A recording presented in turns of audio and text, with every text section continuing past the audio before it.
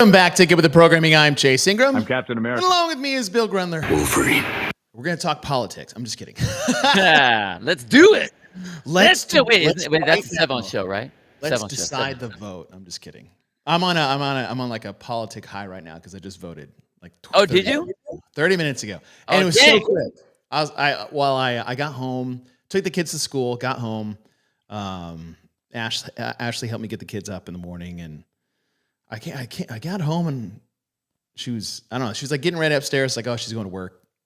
Because sometimes she works from home, sometimes she goes to the office. And she came down and she definitely wasn't dressed for the office. And I'm like, what are you doing? She's like, oh, I got eyebrow appointment. What's up, Ernie? I was like, hey, do you want to, I was like, then what? Because I wanted to ask her, I was like, hey, do you want to go vote early? Just to knock it out and get it out of the way. And she's like, well, I was going to go vote after my eyebrow appointment. I was like, were you going to take me? You're just going to. Oh, man. So we both went to the local spot where I feel like most of our poll locations are just managed. They like empty out a old person's home and they just bring in all the people to lunch. And this guy, we walked up and we had like, Ashley and I were doubled up. It was like, I had my Texas driver's license and then I had my voter registration card. And the guy at the front, he's like, oh, we just need your driver's license. I'm like, oh, okay. Like, hey, all you need to do, California, you just need to like cran, right? You don't need anything. You just had to walk in. I walk in like, with like a helmet mask and no one could see you. And but my wife didn't have her ID out, and he's like, hey, I need your ID. Now she's like, I'm just testing the system. He goes, can't let the bad guys in. Oh my gosh, that's funny. God bless Texas. So you guys both voted for Kamala. That's sweet. That's good to hear. I mean, someone asked me the other day. It was like, hey, I think it was like on a call. It's like, who? I was like, just look at what I look like right now. You look kind of Indian to me, dude. You look kind of Indian. You look kind of Colombian. I didn't mean white, Bill. I just meant like camo hat, CrossFit, Dave Castro gun shirt, beard. I'm like, just work out. Yeah, like, totally. You can stereotype me as much as you want, but when I gave my ID to the woman that was like checking it and like putting our ballots and stuff, she's just like, oh, you live across the street from me. I was like, oh, cool. She goes, what shirt is that? As I was wearing the Dave Castro shirt, and she's like, what logo is that? I was like, well, to further drive my point home, well, this is a gun. This is a barbell. Barrel of a gun right now. This is a piston to like a motorcycle. In case you wanted to like, draw your own conclusions. She's like, oh, okay. Oh, that's funny. Yeah, I need to do mine. I was going to try to do it either today or tomorrow just to get it done. So everybody do it. Whoever. Everyone needs to do it. Everybody do it. Just go. Everybody needs to do it. And you want to know, one of the things I love about... For the record, everyone, we will be talking about CrossFit competitions. We will. Right after this. Well, okay. Here, I will segue into that. I'll sort of segue. Ooh, all right. I want to see your it's sort of, I'm bringing it from the pole to the gym. We're weaving. Because I'm weaving things in. Yeah. I love the fact that at the gym, like we have people that have so many different views and outlooks on different things, and I'm not sure exactly how we've been able to pull it off. Mm-hmm. But I have people that are in my gym that are completely on opposite sides of the world as far as how they believe and feel and whatever. And everyone's able to be cool with each other. And I love that. I mean, I've had I really try to keep the politics and stuff outside. I don't want anything other than like working out and fitness stuff in the gym, really. Yeah. Because it can get nasty and people are attached to it. Like they're attached to it. So it can get really dicey, but I've been really happy that we've been able to have people that can be on either side and are able to have discussions in like a grown-up conversation and having differing opinions. Yes. Well, I mean, and without it going to the point of, well, you're stupid because you're dumb, and now everything that you say is complete, Yeah. and I can't believe a word that's come out of your mouth, and I can't believe that, you are the devil like that person is. Would pick whatever side you want to talk about, Right. and go like that. So um, I I I don't hate, and it's shocking to me that people can be so completely disgusted by what someone else's belief is. Oh, yeah. It's like, Right? man, like, what, because if you are really, like, a conservative type person, Mhm. then anyone should be able to say whatever the hell they want, and Right. you'd be like, "Alright." I mean, I don't buy that, Right. but Yeah. cool, Like, whatever. cool. Do you, bro. Yeah, it's fine. It's fine. Yeah. So, yeah. So at least we're in the gym. I pulled it from the pole to in the gym, I like it. and now from the gym, we can go to competition. Yes. So I don't know if there's gonna be like a new series. Maybe it is. A lot of spin-offs on this show. But I text Bill, I was like, dude, let's talk about how to compete in CrossFit. And there's a lot of different avenues, and maybe this will be like why your CrossFit affiliate sucks kind of a deal. Yeah, it probably will be. There's so many different facets to competing, which is I think everyone thinks, oh, you just train a lot, work hard, go hard, and compete. I'm like, no, there's not for me. It wasn't that easy. And Bill and I both have a decent competitive resume, albeit some time ago. The system doesn't really change. But there's also not a one size fits all deal either when it comes to that. And I wanted to float in so just conversational pieces. Well, Or Seth Page calls scraping the bottom of the barrel for content. well, kidding. yeah. think I this is mean, I actually guess a maybe there's great a little bit of conversation. that. And I thought it was really funny when he said that. I think there is a little bit of that, but I mean, competition, there's a lot of different levels on that. There's like Mm-hmm. competing with yourself. Right. There's competing in your class. Right. There's competing at like little local competitions. Then there's like competing in the sport of, and like wanting to kind of get yourself up to the top end of that. And I feel that there are strategies um based on both of those, Mm-hmm. depending, because like, Depending look on at who what you're you are. trying to do. Like, what are you trying to do? Are you Right. trying to be Matt Fraser and Tia? Okay. Well, you got a Well, lot yeah, of I things think to do. I think I put that in a workout description. So the title is like stop trying to win every event. That's what Yeah, all and of that it is. confused. Okay, when you asked me about that, I was like, "The hell are you talking about, dude? Yeah, but I then I always was want to like, win the think event. about Like, it what for are a you second. talking about? Yeah. Tell me that. Tell me Yeah. I can't win. Don't No, tell me how to win and compete, dude." exactly.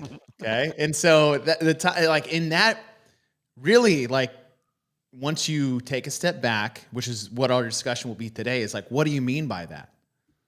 And I know Spin put this as a joke comment because he likes to do that on every post, but he doesn't like it when we do it on his posts, which is funny. Yeah.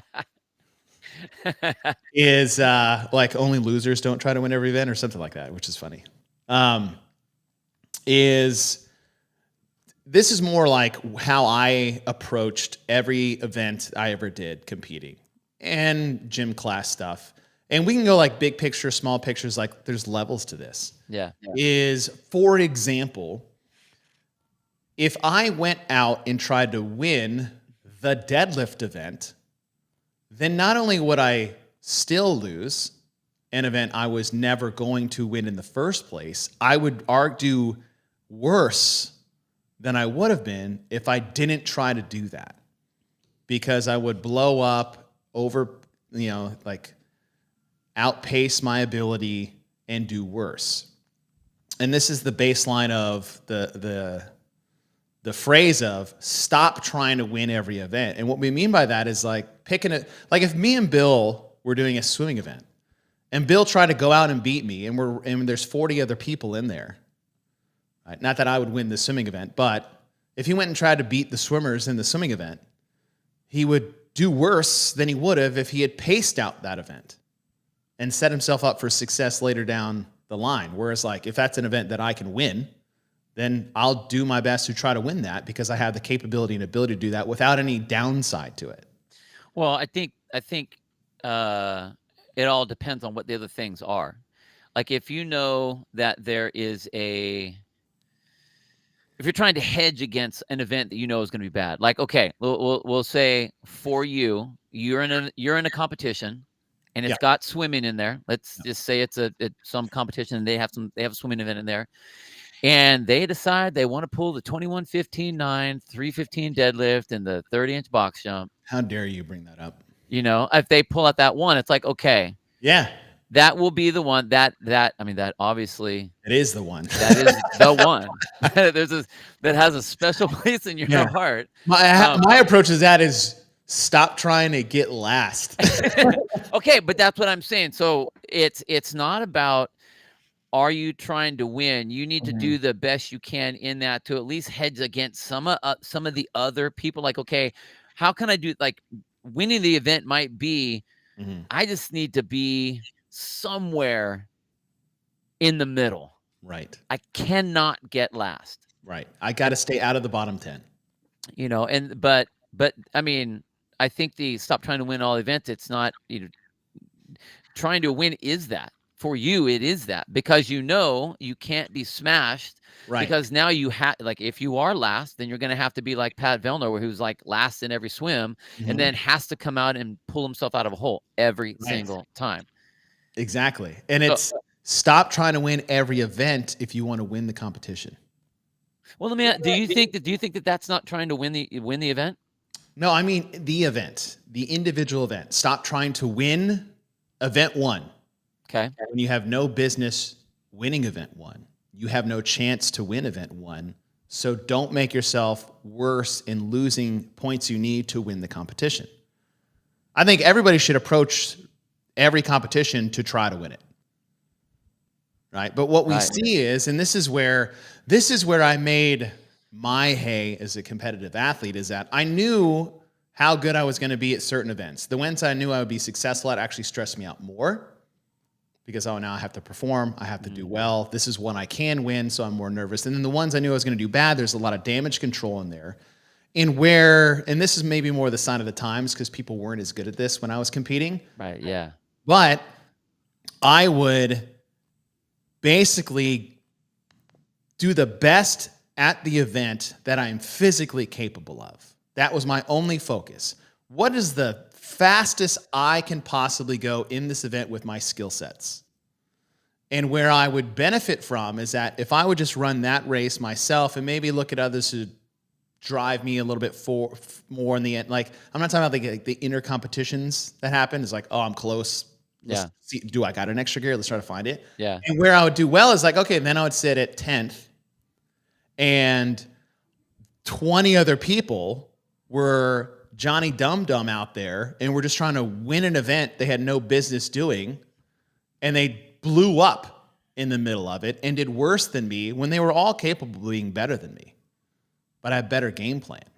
All right? So when we say stop trying to win every event, like a good example of this is Noah Olson. What was his MO when he was an individual athlete, prime? Oh, when he was younger? Yeah. Go out to lot. All go. Full go. Right? Perfect example is the 2223 interval workout at the games, 2017, I believe. Yeah. Where he just goes like a bat out of hell in the first 2 minutes. I think it was 75 overhead squats for time, with 2 rope climbs, and then max overhead squats, and the time remaining at 155. Gets like 33 reps in the first round. Didn't finish the event. Smashed that. I don't think he got to the barbell in the last interval, maybe not the second and fourth interval, or the third and fourth interval of the 4, right? That's what we're talking about here. Stop trying to win events you have no business doing or being able to win, and do the best you can, because you're going to make yourself worse than you're capable of, which will take you out of a chance to win the whole competition. Do you think it's a question of trying to win and it's just that simple, or do you feel that it's more about just, like, you need to know yourself better so that you don't come out on something? Because if that was okay, Here's one for you. We'll go from your worst event Okay. to one of your best events. It's a rowing wall ball double under workout. Mm-hmm. And we'll say it's a longer event, whatever. Yeah. It's around 15 minutes or so, whatever. And you know that you're going to be able to just rip that rower. Mm-hmm. Your wall balls are going to be crazy. Your double unders are going to be on fire. So for you, are you the type of athlete that says, okay, I'm going to Sam Briggs it and I'm going to go out hot and I'm going to be like, chase me, bitches. Mm-hmm. And I'm going to see if I can burn you out and hope that like you can get out far enough and rabbit enough people into that? Or do you go, okay, I want my first 5 minutes to be okay. I don't really care where everyone else is. I'm just going to hang in there because I know I'm going to be able to close on them. Yeah. I usually did the second one. Okay. And this is the thing too, and it goes along the lines of the same conversation is like, listen, if you're great at rowing, then stop rowing so fast. Yeah. The worst part when you get into a row, Yeah. I remember when we had to do, at one of the regionals, we had to do Jackie. Right. Yeah. And I felt great, but I knew what I needed to row. And I came in way under that. I'm like, dude, slow the hell down. Yeah. Because I feel great right now, but I won't. I won't. And what I mean by that is like, if you're great at something, and we'll just say, we'll stick with rowing. Yeah. Right? Everyone's like, I'm great at rowing. I can hold a 135 for this 1,000 and be off the rower 10 seconds ahead of everybody. Yep. I was like, true, you can. Or while everyone else is huffing and puffing at a 142 and you sit there at a 141 and you get off the rower like you didn't just row 1,000 meters, that is better for the rest of the event than it would be, oh, look how fast I can row. It's like, how about look how easy I can row faster than everybody else. Yeah. And that's what I would do. The dividends that gives for the rest of the event. Like it's always funny to me. Pull-ups. It's always funny to me when someone goes, oh, if I just went a little bit faster on this first part, I totally could have cut my time down by whatever. I'm like, dude, if you could have gone faster, you would have. Right. You didn't because you were tired. Right. Like, it's not just a straight, let me minus a couple seconds here and I'm going to take it off the time over here. Mm-hmm. You couldn't do it. You didn't have the capacity to do that. Right. And so it's always a little bit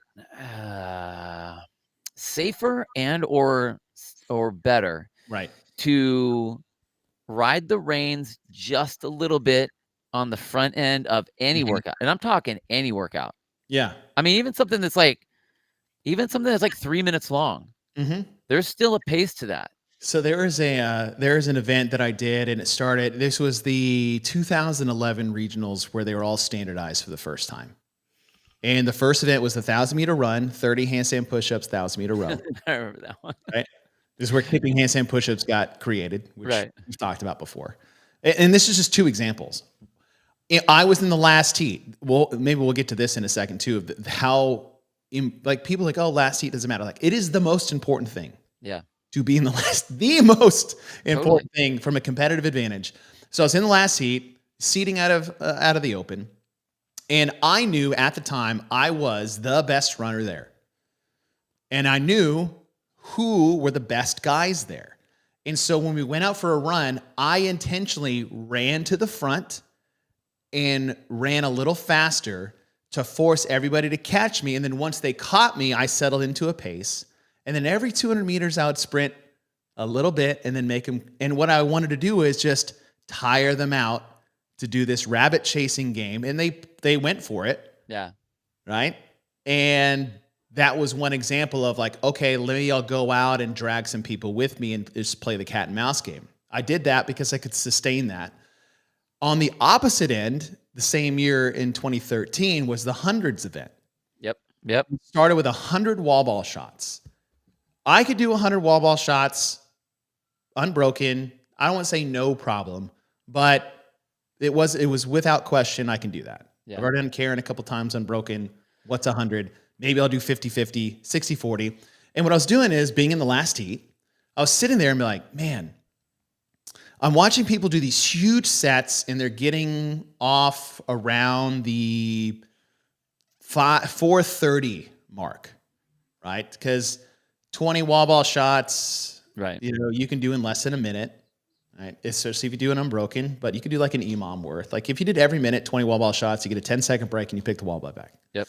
So they get under sub 5. And I was like, but if I did like 10 every 30 seconds, I would get off at the same time. Yep. Or even if I was 20 seconds slower, we still have 100 chest to bar pull-ups, 100 pistols, and 100 dumbbell snatches, the 70-pound dumbbell left to go.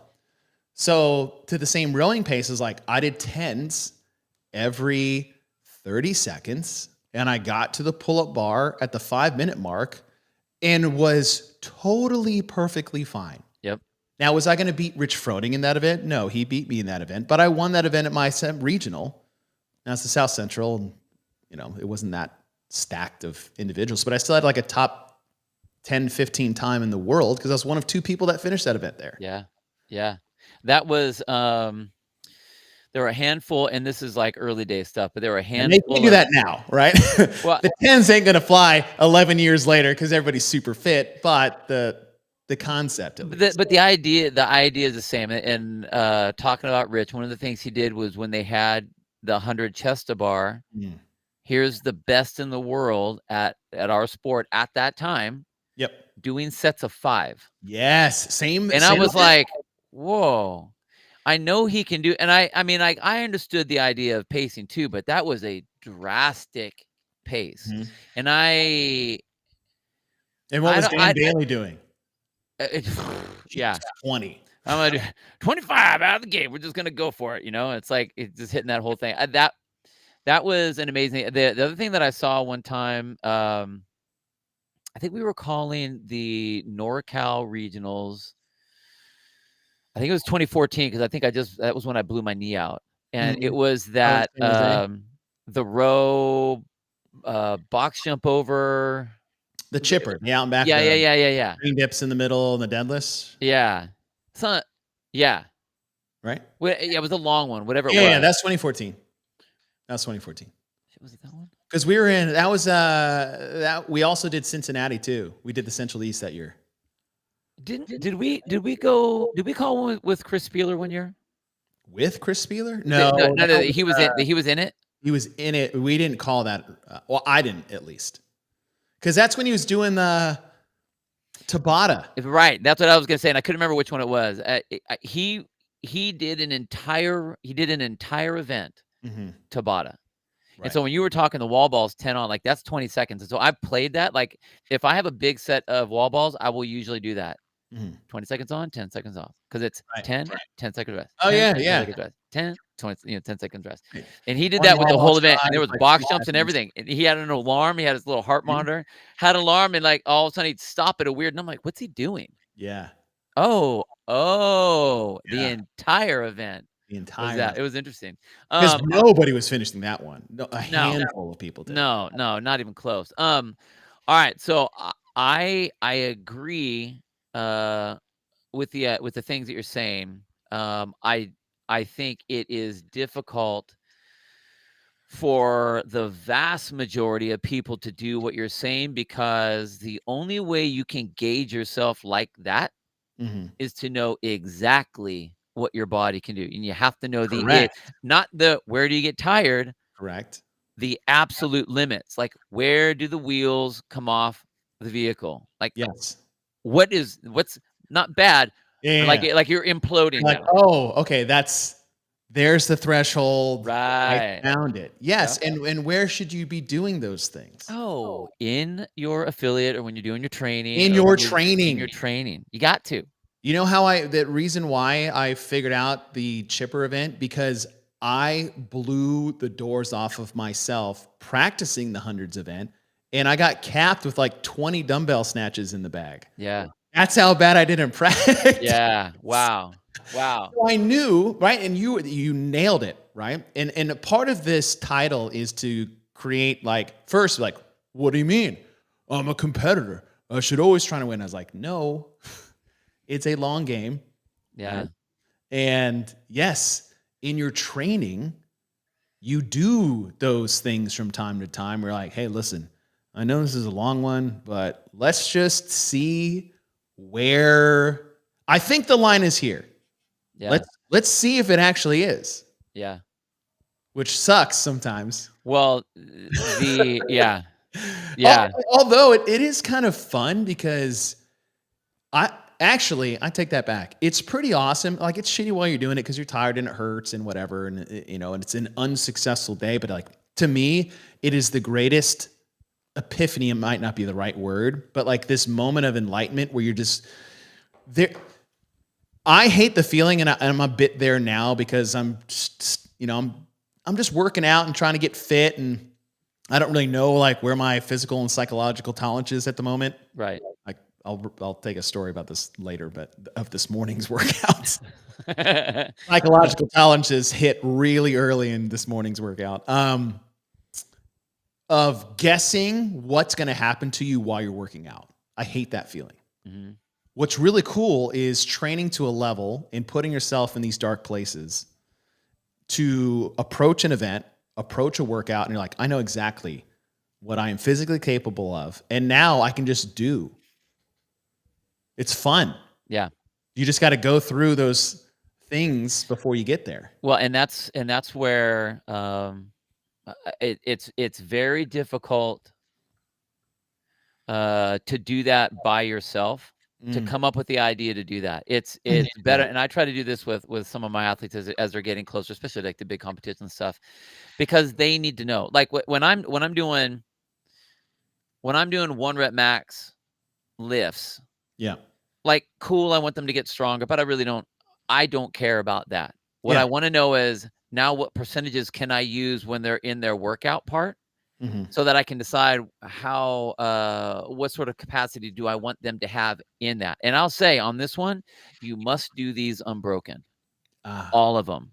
Yeah. Because then we can say like, all right, if you had to do all these unbroken, how long did it take for you to get to the next? How long did you have to rest? And then we'll come back to kind of the same workout again. And I'll be like, okay, on this one, I want you to break it up every whatever. Yeah. And how did you feel? What was your time frames? What were your transition times? What were your rest times? Mm-hmm. And that, for those of you guys that have coaches out there, if they don't do that for you, ask them to do that for you, because that allows them to see and really kind of drive their training for you, because everyone, even though, we're CrossFitters and routine is the enemy and all that kind of stuff, we fall into our routines. We know how many pull-ups we do at a time. We know how many wall balls we do at a time. We know what row pace we go every single time. We know how many burpees we're going to be able to get, and we never push past that. Right. We only take that number of like, okay, I can really push 10 burpees in 30 seconds, but I'm going to need X amount of rest if I'm going to do whatever right after. And everyone takes that and they just superimpose that on every single workout. Yeah. It shouldn't be that. It should be 5 every 15 seconds. Right. Yeah, right. Like, I should be able to go into any workout and have 5 plans. Yes. Totally unbroken, breaking it up twice, breaking it up every 10, breaking it up over here. Or like I have never been good at this one. My brother's really fucking good at this one. Is if you're doing like heavy lifts, doing singles. Oh, like, and you're good at this too. You can be so precise on, I know exactly how long the rep takes and what the rest needs to be in between, to where you just go like a metronome. It just continues like this. And that, for whatever reason in my brain, I can't get myself to do that. I have to go da da da da da da da da da. You know? Yeah. But again, like, that's also knowing you have to have enough background in your training to know, okay, if I do go chunks of 5 on that heavy, how long I need to be able to make my rest only be this amount of time. Right. And if I'm doing singles, I can only stop for go, go. Toes to bar. Remember when people were doing that with there was the which was that one? The toes to bar, double under. It was the squat clean one. Where you had to do I think people were doing like sets of 7 on the toes to bar. That was kind of the general. Everyone doing sets of 7, and they would turn around underneath, and it was like it ended up being like a 3 or 4 second break. But everyone was. I saw a lot of athletes doing that number because it was a over the course of it, it was a lot of toes to bar. Mm-hmm. But it's you have to train that stuff. It's not just workouts. Yeah, It's training plans in your workouts. That's such a good point. And it's like, all right, we have a bulk set of, let's just say, chest to bar pull-ups. And I'll tell my athlete, I'm like, all right, we'll try to do 10s and stay on this pace just because that's a good one for you. But if you start resting more than this pace, then you need to go to 5s. Right. Yeah. But when you go to 5s, you don't get this nice. You don't get the same rest. You're doing. You get 6 because you have half. Like the whole point is to change the rep scheme and rest scheme to still fit within the time block we were shooting for. Yeah. Oh, 5s aren't working, then we're going to 3s. But Yeah. now you only get to rest 4s, or like that. That would usually be a gauge of that. And into this topic of like stop trying to win every event. There's maybe 3 or 4 people that are going to win that particular event if all goes well. Everybody else needs to play their best hand that they can possibly play. Yeah. And that's what we mean by this title. If you are not, and this is excluding people named Matt, Rich, and Tia. We are excluding, there's exceptions to every rule, but we're saying for everybody else, unless you are one of the 3 to 5 locks, barring miracles, stop trying to beat these people. You need to beat these people. Mm-hmm. Beat the 6th through 15th person. You're not going to beat 1 through 5. They're just better than you at this particular thing in this particular event. And if you try to beat these people, you are most likely, most often, going to make yourself worse than you would have been if you just played your best hand possible instead of trying to play other people's hands. And you would have beat these 10 to 15. Now you're below them because you played a game you shouldn't have been playing. And that's more on like the novice athletes. If you guys are learning how to compete, like it goes to what Bill's saying is like, first of all, you need to stress test yourself in the gym. In your daily workout, not every day, right? Don't do that to yourself every day. But like, all right, you go to your coach, your coach is like, hey, today's the day. You're like, God damn it. Today's the day. So obviously we have like 95 people in here watching right now. And of that 95, we probably don't have either Matt, Rich, or Tia that are watching. So we're not talking to them. We're talking to people that are in their gym. And when we daily workout, right, we as programmers, we're programming a particular stimulus, right? I mean, that's what. But when we're putting it all together, that's what we're stimulus like is the number one goal for the workout. What do we program to hit that? Right. So, as a coach, I'm looking for everyone to hit that stimulus, and like I geek out on it. Like when I go back at the board that day and I look at everyone's scores, I know that everyone's scaled or got the right modification or whatever. If everyone's right around the same area, the times are about the same, the rounds are about the same. It's like, okay, everyone got the stimulus today. However, for those of you that are out there, they're like, I'm just plateauing on everything. Just a ship without a rudder. I just can't figure out. I'm getting a good workout. I'm sweating, but I keep hitting the same things. I can't do anything different. I can't do anything new. What am I need to do? Or my goal is I want to get stronger, but I don't have any. I only have the hour of the gym. That's all we have here. What are how can I fix this? And so at that point, to me, it's the same thing as if I'm working with someone that like, okay, they're injured. We're going to modify around whatever. Okay, you want to get stronger? Here's what I'm going to do. I'm going to bring your reps down a little bit. We're going to bring you up a little heavier. But I want you to be able to go this route. I mean, I'm still looking for a stimulus. Right. If you are hitting plateaus on a lot of things, then I will tell certain people in the class. I'm like, okay, we're doing. We have this particular set that we're doing. I want you to go unbroken as long as you possibly can. Okay. Just to see what happens. Yeah, but I'm not going to be able to go and do whatever. I go, do you think you're not going to get a good workout? You're going to get a great workout, Yeah. but you're going to get a lot of information that you need, because now, like if you are plateauing, it's because you're starting to become routine. Like everything's starting to come to equilibrium. So the only way you can jostle that up is by changing the way that you are effectively doing your workout.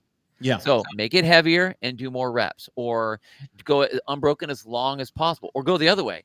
I Yeah. want you to go singles on every single movement that we do. And I want to know how you feel at the end. How Yeah. much longer could you go if you wanted to? Right. Like for me, like as a coach guy and a program guy, Experiment. It's dude, called the I lab. love that stuff. I love that stuff. Like, come here, my little piece of clay, and we're gonna build a new little sculpture Not a with little you. lab rat. No, it's odd. Like, I love that stuff. And so I Yeah. think for even the athletes, when they get something like that, it does draw them off of what the board is, because like, yeah, but I want to beat so and so. And I'm like, okay, what's more Oh, important? yeah. Do you want to beat so and so, or do you want to get better? Right. Like, do you want to? Is the I plateau love how pissing they you off? measure getting better by who they beat. Totally, huh? Like, oh, I finally beat Chris. I'm like, Chris had a fever this morning. He shouldn't even been in the gym today. You have no context of Chris's time. Right. Like, or another example is like, oh, Chris beat my 2 minutes. I was like, Chris was being a huge pussy today.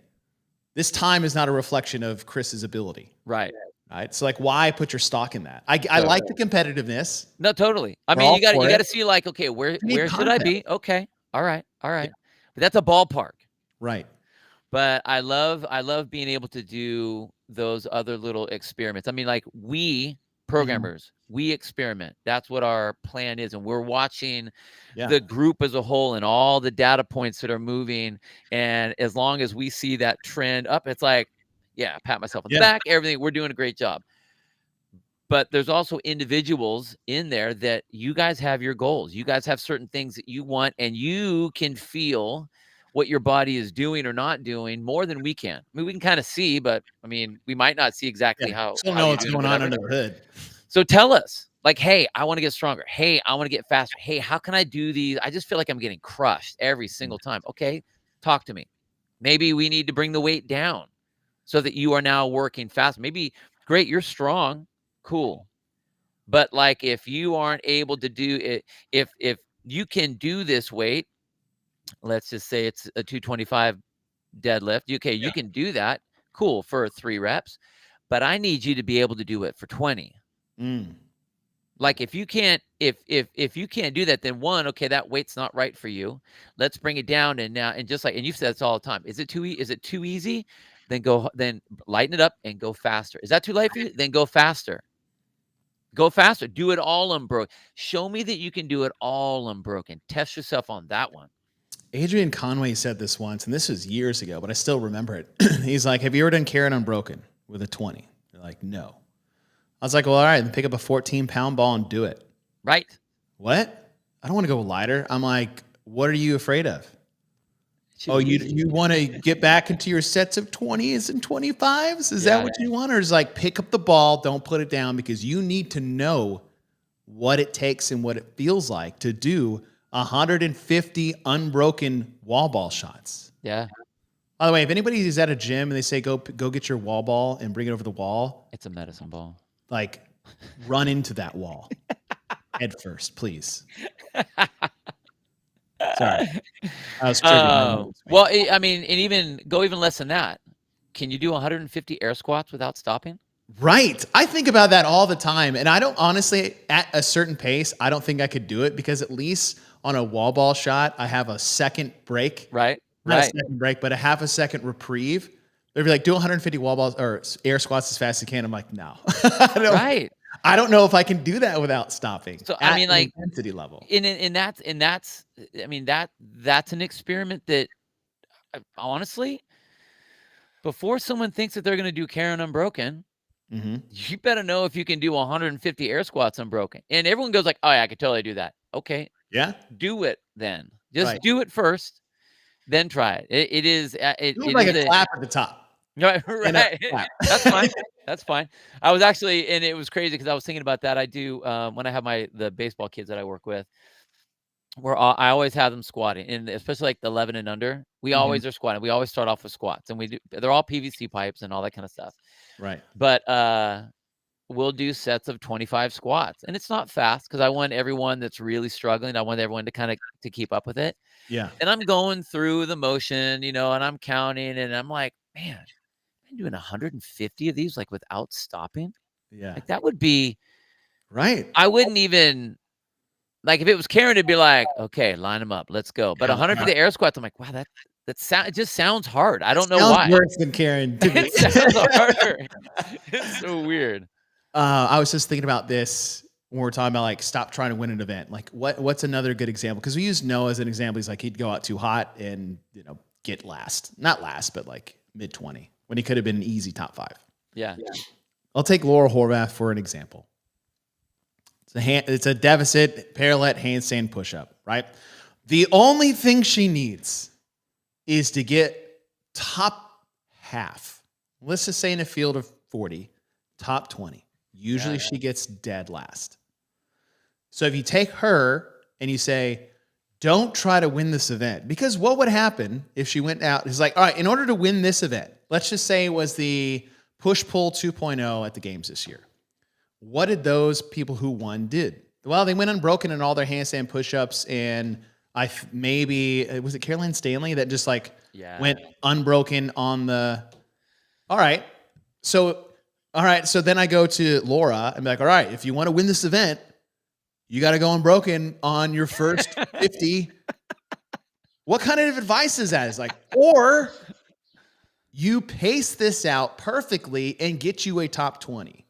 Which is what you need to win the competition. Yeah.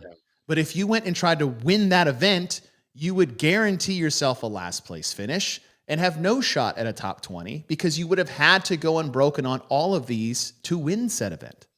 And actually, that might have been the best example, but that is an example of what we're talking about here is stop trying to win every event, especially the ones you have no business winning, because when you do that, you're going to do worse than you would have if you pace this out and have no opportunity to win the overall competition. Yeah. Let me ask, would you employ the same strategy or thought process if you were at Crash where you're using the P-score? Yes. I would. Even more? Or would you be like, okay, no, this is one of your good events. Great question. I need you now. You don't need to win this. I need you to be Colton Mertens and beat everyone by 2 minutes on this. Yeah. Because you have the capacity. This is not the time to go like, okay, cool, I have this in the bag. Oh, I see what you're saying. Like go because there might be something. Yeah, I think that goes along to the question is like, hey, were you burn it down because you can or pace it out just to get the win? I think that changes the way you approach things because in the current scoring system in the CrossFit game season is at first place is 100, 97, 94, 91. It doesn't matter if you win by 2 minutes, it's still 100, and the person in second still is only 3 points behind you. In that case, it's definitely not worth trying to blow the doors off people and just get your W. And listen, if you mess up your plan a little bit and you get second, it's like 3 points, like whatever. Yeah. And in the P-score system, if you have an opportunity because you can, and you're not going to, there's way more incentive and benefit to trying to go all out to win an event by a big margin. But even then, it depends on how long it is. It depends on how short it is. It depends on the programming. It's like, is it worth me beating everybody at 2 minutes when I can't move the rest of the day because of the nature of what the program, the pill chipper. Perfect. Yeah. Perfect example. Right. Okay. So Colton said he could go unbroken. Right.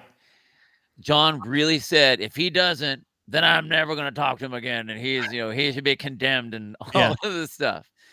And then I was cracking up because then Colton said that he decided not to because I talked him out of it.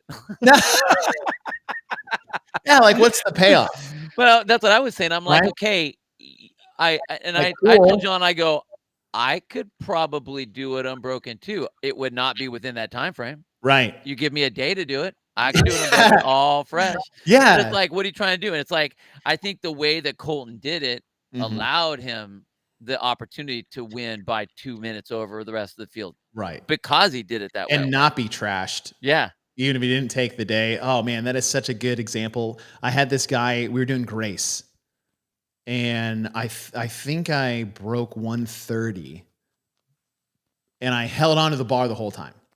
Yeah. Right. So I went unbroken on Grace. Now this is a while ago. And I went under 90 seconds, which is what I wanted because I've been under 2 minutes for years. Yeah. Going under 2 minutes really wasn't that hard because I would usually just do an unbroken set of clean and jerks until like 2 reps before I knew I was going to, and then just do singles the rest of the way. You break 2 minutes. Yep. If you can do at least, I would say 15 or so unbroken. And he's like, well, I've never broken 2 minutes. I was like, okay. He's like, and I really want to. I was like, cool. I was like, then just do, and I told him, I was like, do an unbroken set of smooth clean and jerks where you're chill and then drop the bar and do singles. He's like, well, I've never done Grace without breaking. I was like, well, you've also never broke 2 minutes. What are we talking about here? I had the same conversation with another one of my athletes. She was on team. Audra, I love you. She was on team, and we were doing, they were doing the team pair of Jackie. Oh, yeah, yeah. And she's like, oh, I really want to break. I think it was 7, or it was some time for a girl. Like 7 minutes for a girl. Does that sound right? Yeah. Like as a good baseline gold level. It's like, I've never, and I was like, Audra, okay, row this pace. You have this much time left, right? With your workout to manage your work. Right? So say it's like, hey, just row a 2-minute pace. Or let's just say 210. You get off the row at 220. Say you pick up the bar at, no, sorry, not 220, 440. Mm-hmm. Pick up the bar at 450. Or pick it up at whatever, 5. Now we have 2 minutes to work with to get under 7. So let's do 30 squats, take a 10-second break in 20, and then do 12, 10, 8 on the last 30 pull-ups. She's like, well, I've never not done the thrusters unbroken and pull-ups unbroken. And then I said the same thing. It's like, you've also never broke 7. What are we talking about here? Right? Or Fran is like, oh, I have to go unbroken because I was like, why? Have you ever broke 4 minutes? No. I was like, well, then break it up. Right. How do you not break 4 minutes, but you did everything unbroken? Oh, because you did what Bill was talking about. You did 21 thrusters unbroken. Yep. And then you had to rest for a minute because 21 thrusters unbroken. There's no extra points for doing it unbroken. It's like, oh, I want to do it RX because, RX means I'm fitter. I'm like, not when it takes you twice as long to do the workout and the intended stimulus that the workout was programmed for. Yeah. Go lighter. If you don't, this is the same thing as the Karen wall ball thing. It's like, well, I've never broken 3 minutes in Fran. I'm like, then use an empty barbell and send it.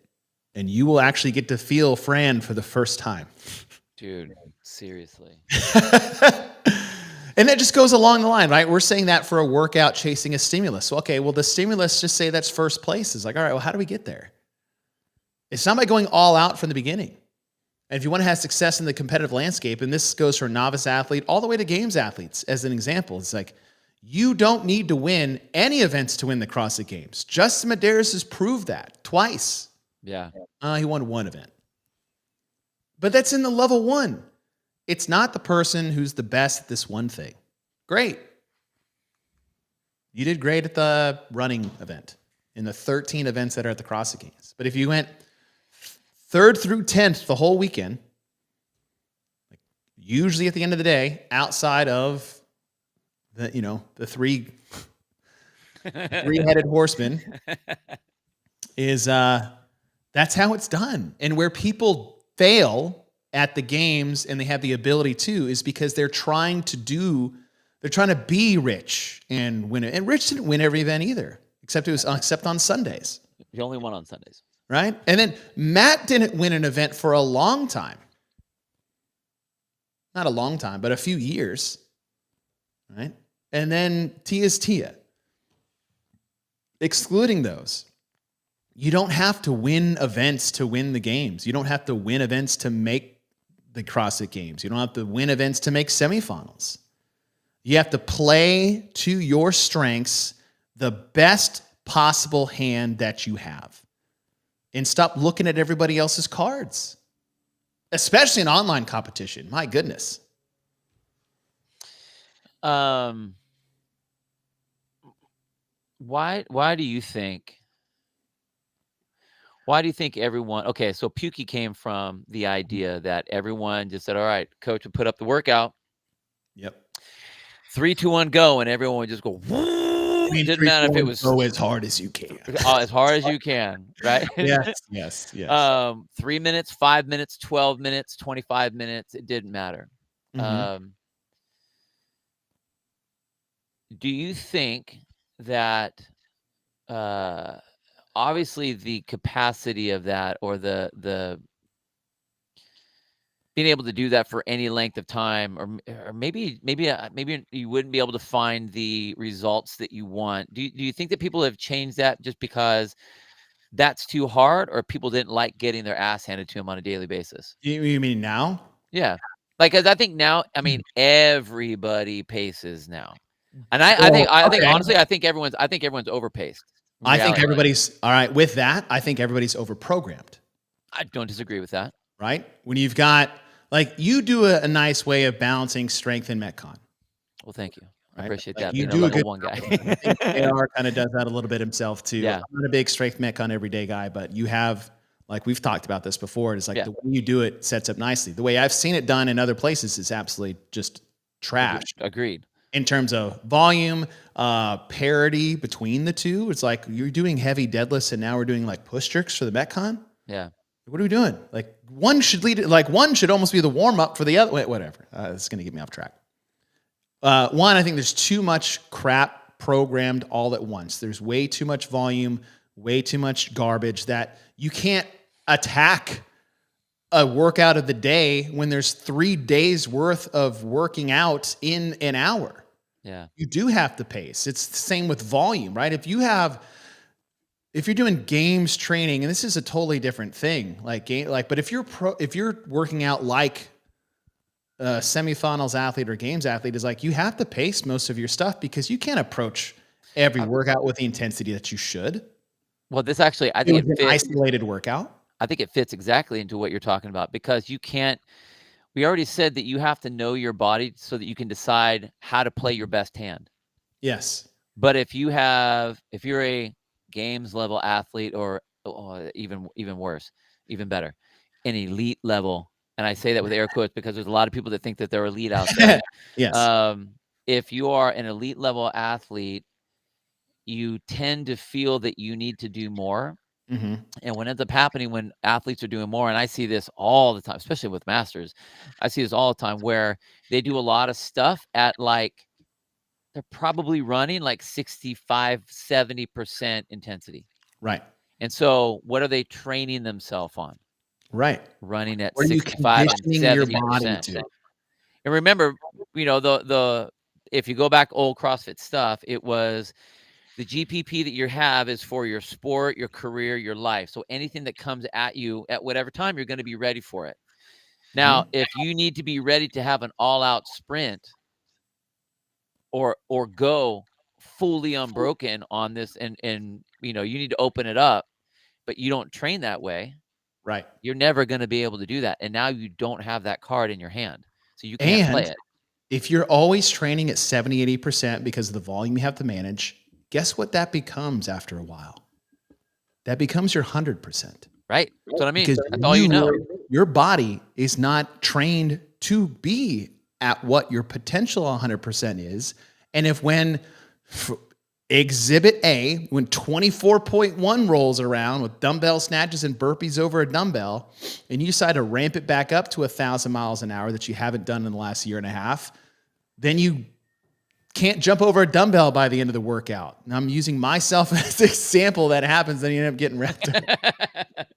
That was fun. So to like weave back into your original question, is that Pukey came from in the old days of showing people what intensity the potency of intensity, because no one had trained like that before. It was always either the 4x12 isolated lifting movements of bodybuilding. Yep. Or it was the endurance community, which was 50 to 60% for 2 to 3 hours. Or I went to the gym for 4 hours and I did all of these little things at once. And once I went to a little bit of failure on whatever isolated lifting movement I did, I make sure I rested or I moved to a different body part so I could let this upper body rest while I did leg curls on the machine over here.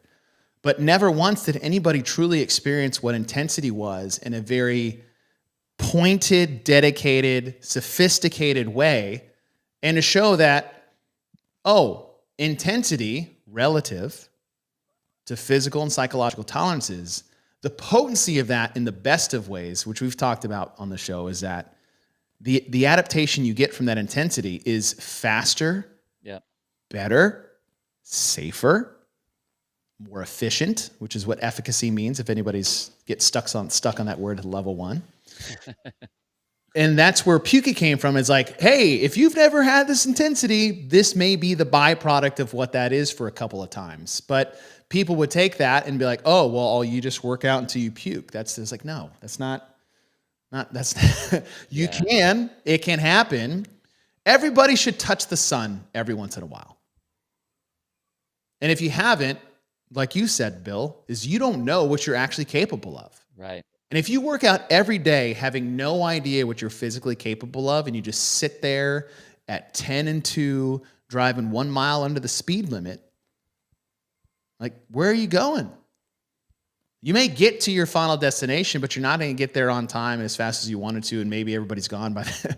Yeah. Right? Like, you gotta I think you know missed it. where you're at. And what a cool thing. I think this is my favorite thing about fitness, and my favorite thing about CrossFit specifically, is that I have found out the level of confidence I have and understanding of myself through CrossFit.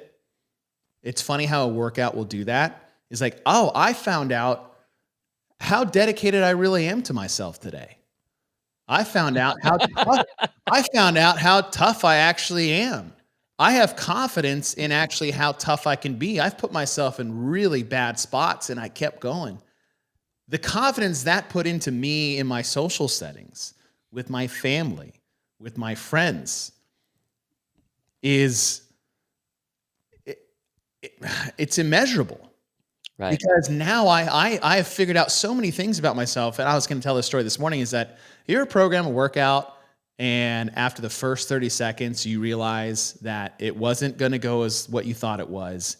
You're in line for a very shitty experience, but you decided not to quit and just see it through.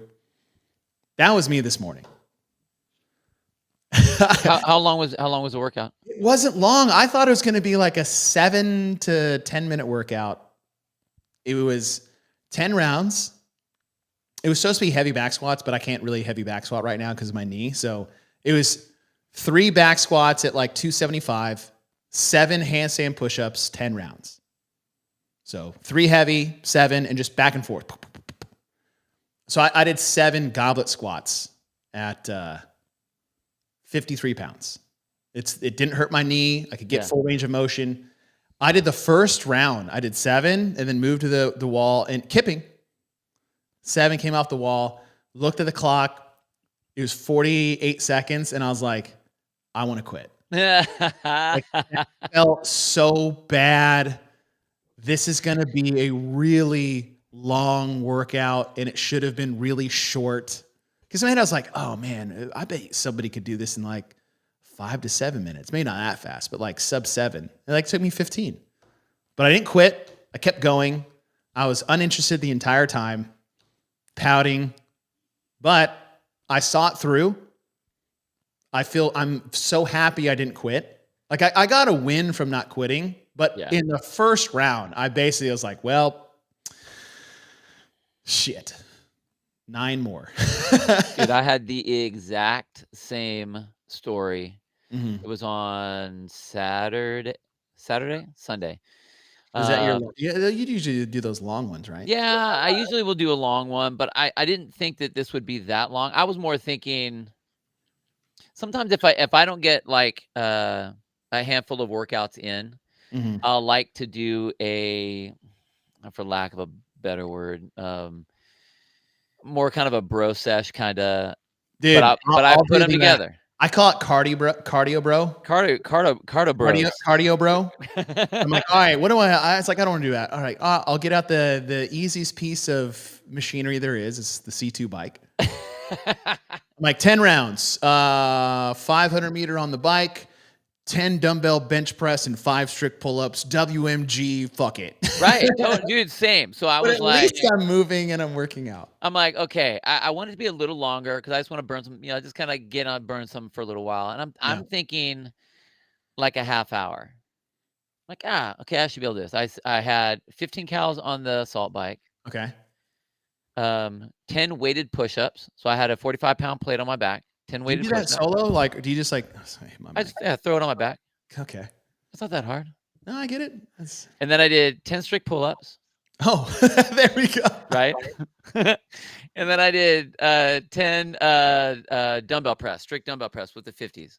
Okay. And then I was like, and I'm gonna make it fun. So I'll take 2 shots of my bow at the time. So that'll be my thing. Like, oh, this will be cool. Yeah. I got through 2 rounds of that and I'm like, oh my God. I do not want to do any of this. And for the next 4 rounds, it was like nonstop. And I was telling Laura about this. I'm like, I haven't been in this place, and I don't think a long time. And I think it was bad just because I knew it was so long.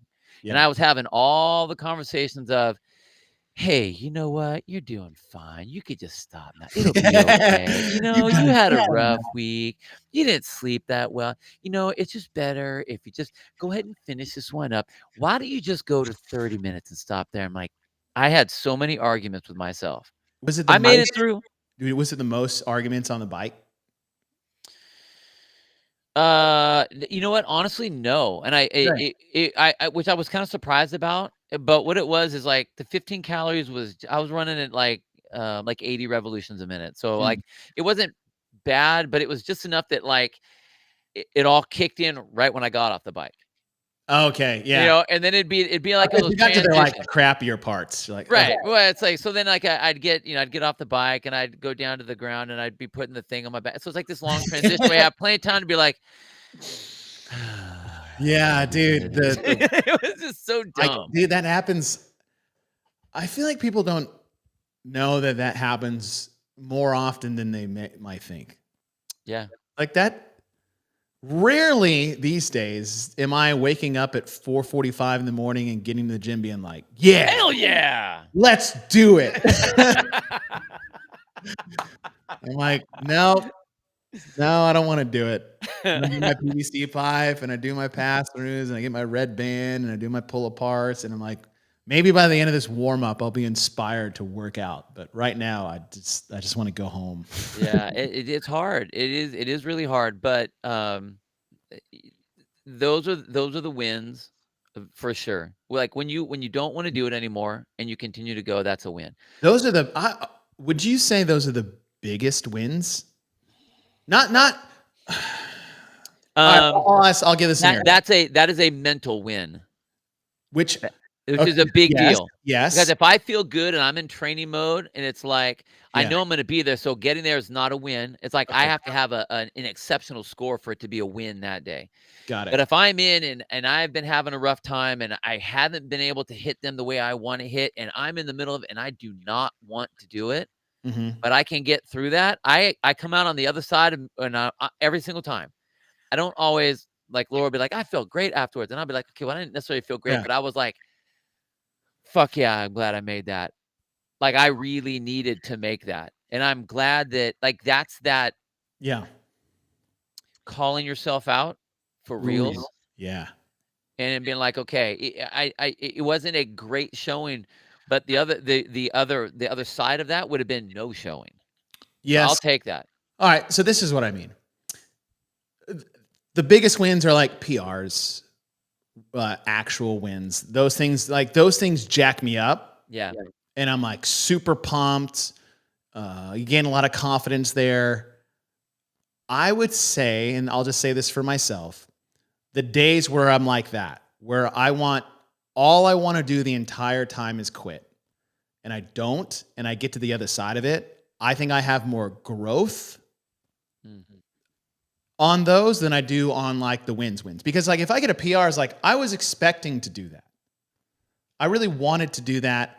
When I got to the end of it, I was so happy that I did, but I'm like, good, awesome. Right. This is great. But when I get to the end of the workout that I wanted nothing more, I wanted nothing to do with, I wanted to quit the whole time. Like it was just a horrible experience the whole time. But then when I did it and I'm over, I'm sitting there, I feel like I get more growth. There's a lot of pride out of that. Emotionally, mentally, like more overall growth from that than I would a Fran PR. Yeah. For me. Someone had something up here. I think it was Mitch. The distinction that CrossFit provide. Let me throw this one up here real quick. Oops. Provides over other fitness alternatives is what's missing from HQ's messaging right now. I think what's important for me is I understand how bad these workouts are supposed to feel. And I understand the mental fortitude and mental strength that you gain by being in these things, getting your ass handed to you and still going on, like just like what you're talking about. I think there is a lot of growth to that. Yeah. And I think the reason CrossFit, if it's done right, works the way it does because, and I wish that I heard this more from, I guess maybe from HQ, is that like, don't be afraid of it hurting because it's gonna hurt. And if it doesn't hurt, then you know what? You're only gonna get so far on this. Like, and we mean hurt by like not actual. I don't mean like injury. I'm not talking injury. I'm talking like my breathing hard. I feel dizzy. My lungs are burning. Like I'm pushing myself. Yeah, I'm pushing myself. That's what I mean by it hurts. Yeah. All of the other things that are out there that I see, they try to gain. It's like if I'm huffing and I'm puffing, or I have my little heart monitor on, it's saying that I'm in this zone or that zone, that like all of a sudden now that means that magically something's going to happen. And more than zero. I mean, fine. Yep. I mean, cool. If you do nothing and you get off the couch, you walk around the block, great job. Like you are getting fit. Like that's going to be better than all the stuff. Like, cool. But why CrossFit is better? Continue. But yeah. CrossFitters classically were not afraid to do things that they knew were going to be uncomfortable. And I'm not searching for the easiest, simple way to get whatever. I'm not looking for 8-minute abs. I'm not looking for, you know what? Exercise isn't supposed to be painful, and it isn't supposed to be, uncomfortable. I'm like, what are you talking about? How do you live your life without trying to get a massage? You know? Yeah. And I massage them like you can press harder, please. I just think that like that is something, and we've talked about it, is pushing yourself to places that are uncomfortable. I mean, these are our old mantras. And have you heard these in a while? Like being comfortable with the uncomfortable. And I'm not talking about us. I'm talking about like a lot of the, I mean, you're on the HQ side right now. Do you hear that pushed a lot?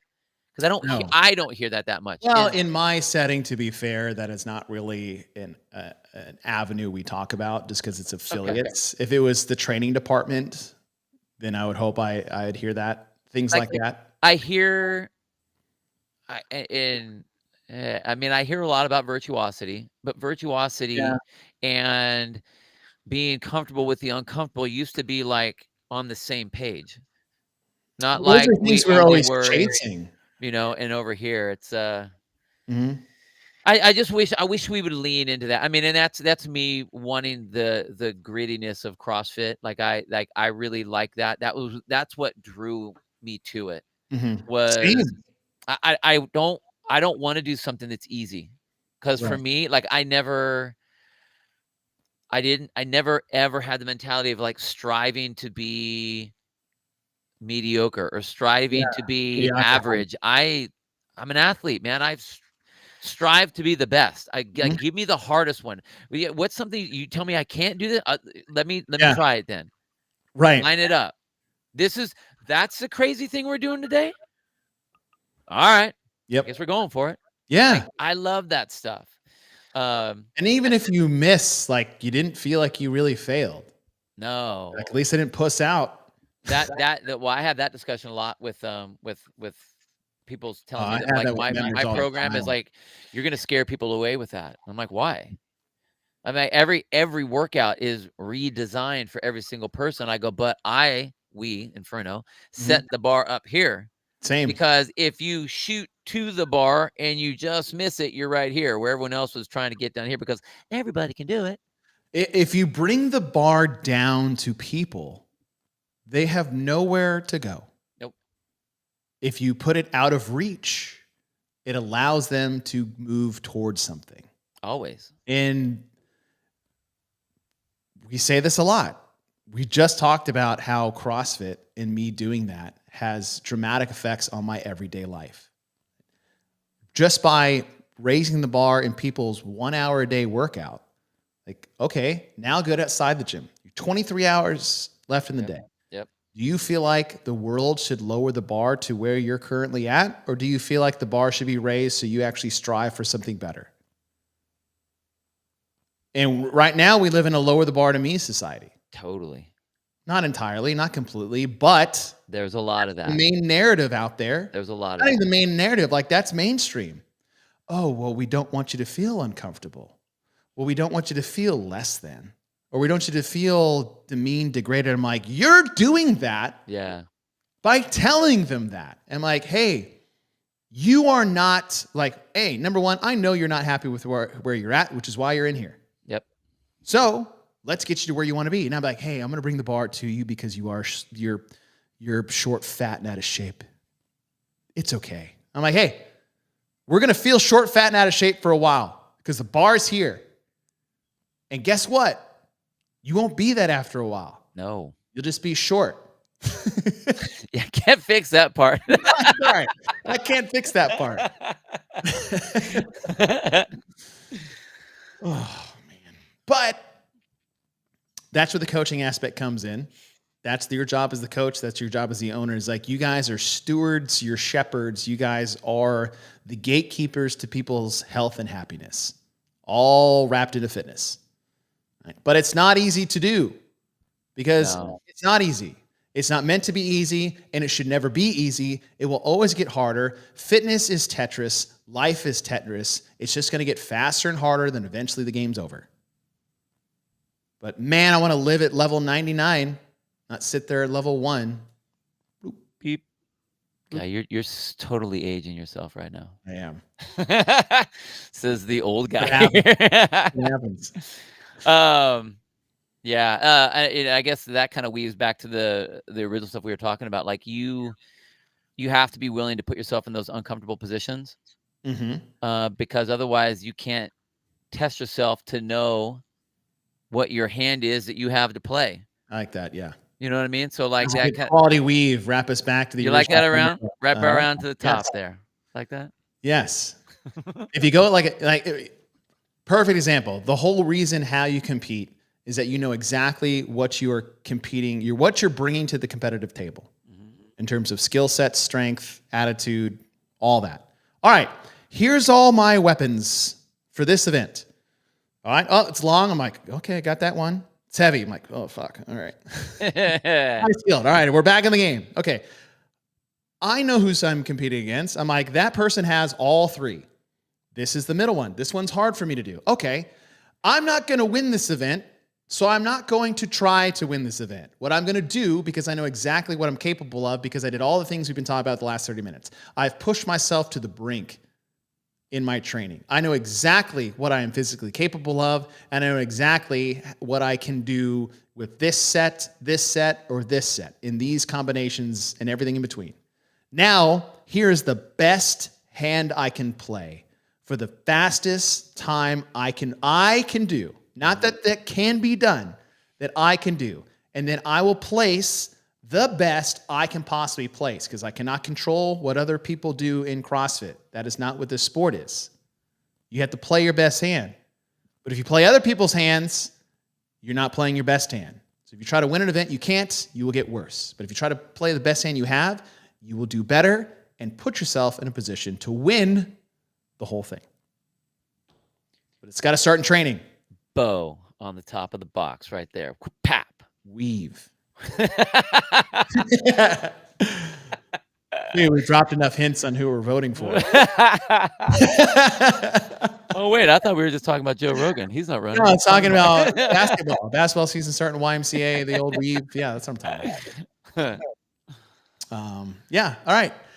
Hey, I told you that would be fun. That was fun. I like that stuff. You're defining a loser mentality. Shut up, Spin. What are you talking about? Work on your thrusters. He must be a dictator or something. Yeah, go put lifters on to do squats again.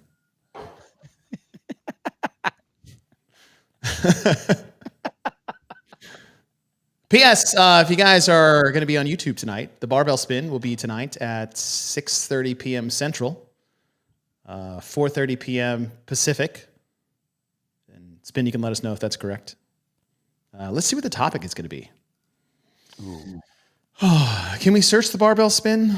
I know we can't search Joe Rogan's podcast anymore. That's the weirdest thing ever. Dude. You know what I found out today?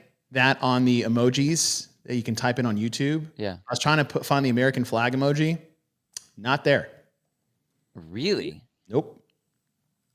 There are 4 flags that come up when you just write flag. No, sorry, 5. There's a red flag. There's a all black flag, an all white flag, a pirate flag. Sorry, 6 flags. And you guys can test out what the other 2 are without trying to cancel myself. Yep, always 6:30. Don't say ouch. You brought it to me, bro. Barbell spin tonight. There it is. If you guys are not subscribed there, please do. If you subscribe to him, please subscribe to us. We're just trying to stay within 3,000 of his. Jeez. Wow. I'm subscribed to everything, right? I got it. Yep, I liked it all. So you guys just click over here. I am also a member. Tonight. Oh, they're talking about this. Oh, they got a lot to talk about. Oh, man. A lot of users and abusers. Pussy. Bill's got a... Yeah, if you get Spin, if you want a true... yes, Brian, that one. I will not put that up, but you did find out. If you want a real raw reaction to the breaking news of Sean Ramirez, have Bill on your show tonight. 7:30 p.m. Eastern, 4:30 Pacific. I feel attacked. You don't have Central Time on there. And talking about the World Fitness Project. So yeah, if you guys didn't see that, there's a potentially new league. Hey, what's up, Jason? What's up, Jason? How are you? Had a great show. Great show. Hello. Doing some great stuff. Keep it up. But yeah, go watch the spin tonight. And what is today? The 30th? Yeah. Halloween tomorrow. Halloween's tomorrow. You do anything for Halloween? I'm not sure yet. Joe's going to be with her mom. I know that Laura's got her kids, so I might go trick-or-treating with them. We'll see. Oh. Yeah. Any, are you dressing up, or are you just going to stand around and... I will probably not. And you know what's crazy? If you were to dress up, what would you go as? This year? Yes. If I'm like, Bill, you need to dress up tonight, what can you dress up as right now? You can't buy anything. I'd be a mummy. Oh, okay. Take a sheet and just like rip it up and wrap it all around. I thought you were going to say I'd take a shit and wrap myself in toilet paper. That's what I thought.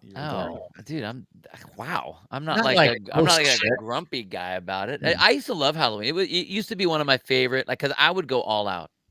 Yeah. I mean, dude, I had a Wolverine that I did one year. Really? I mean, well before any of the Grundlerine stuff. Okay, like it was a good one. Nice. It was a good one. Or was this before photography was invented? Well, it was flash photography, so it's like the little wind up.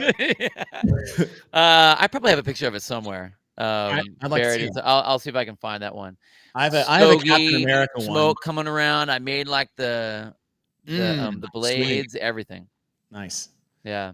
My son, and before anybody says I'm grooming this reaction, this is untrue. I've just provided that this exists. My son wants to go as Luke Skywalker.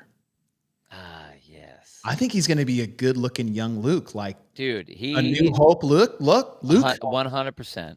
So I was like, all right, son, if you will be Luke Skywalker, then I will be your Obi-Wan Kenobi. Thus the beard. Thus the beard. Yep. Okay, so growing that out. I think Friday, which will be the first, I'll be heading down to Austin. We're having our affiliate owner summit in Austin, Texas, this Saturday, which I'm super pumped about. I think we get like 120 plus coming. Nice. It's going to be at CrossFit Central downtown. And, but yeah, Obi-Wan's. So I went a little, I bought a decent lightsaber. It was on sale. But, you know, when my wife's like, how much is that? I'm like, let's not talk. Like, listen, we don't need to get lost in the details. Look how cool this is. And then I splurged on Amazon, and this is always a gamble, but it's about $80 on Obi-Wan Kenobi costume. Yeah. It's good. Yeah. It's good. I'm way more excited than Dylan is. It fits. It's got the whole. It's good. Dude, that'll be sweet. So I'm excited. And then I was like, hey, Blake. Now this is when I nudged Blake a little bit. It's like, do you want to be Princess Leia? Because she's down with Princess Leia. Yeah. Like when the music comes on, she's like, Dad, Princess Leia. I'm like, I know it is Princess Leia. She didn't want that. I was like, what about Rey? She's like, no. I was like, what do you want to be? She's like, I want to be Cinderella. I was like, Cinderella with a lightsaber?